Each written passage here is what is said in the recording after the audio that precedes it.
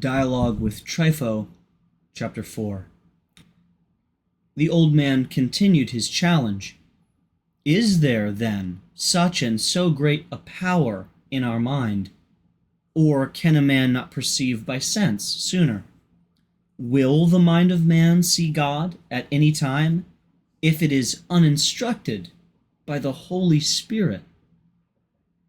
I said, Plato indeed says that the mind's eye is of such a nature, and has been given for this end, that we may see that very being when the mind is pure itself, who is the cause of all discerned by the mind, having no color, no form, no greatness, nothing indeed which the bodily eye looks upon.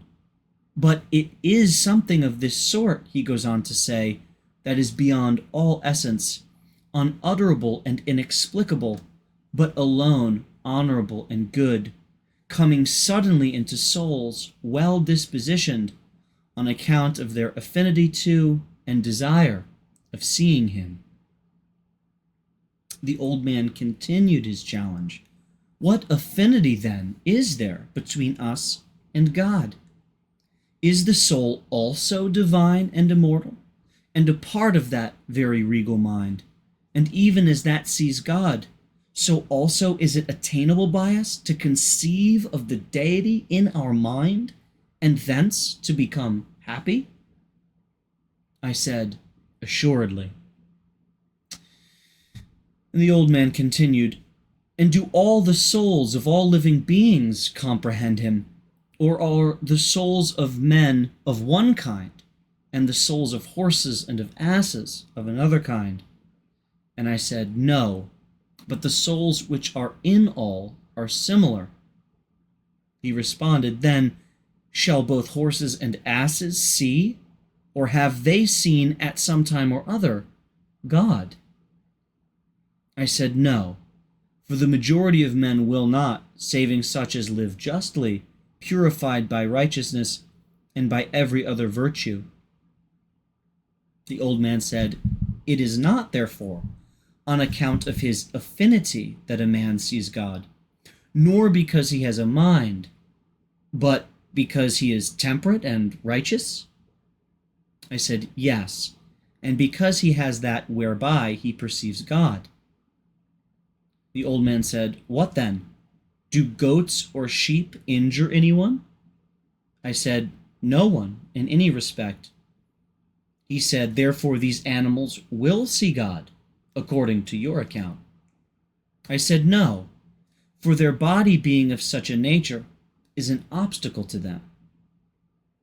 He continued, if these animals could assume speech, be well assured that they would with greater reason ridicule our body.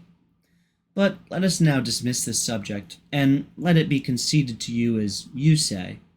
Tell me, however, this. Does the soul see God so long as it is in the body, or after it has been removed from it? I said, so long as it is in the form of a man, it is possible for it to attain to this by means of the mind, but especially when it has been set free from the body and being apart by itself, it gets possession of that which it was wont continually and wholly to love. The old man asked, does it remember this, then, the sight of God, when it is again in the man? I said, it does not appear to me so. The old man asked, what then is the advantage to those who have seen God? Or what has he who has seen more than he who has not seen, unless he remember this fact that he has seen? I said, I cannot tell. And the old man then asked, and what do those suffer who are judged to be unworthy of this spectacle? I said, they are imprisoned in the bodies of certain wild beasts, and this is their punishment. The old man asks, do they know then that it is for this reason they are in such forms, and that they have committed some sin?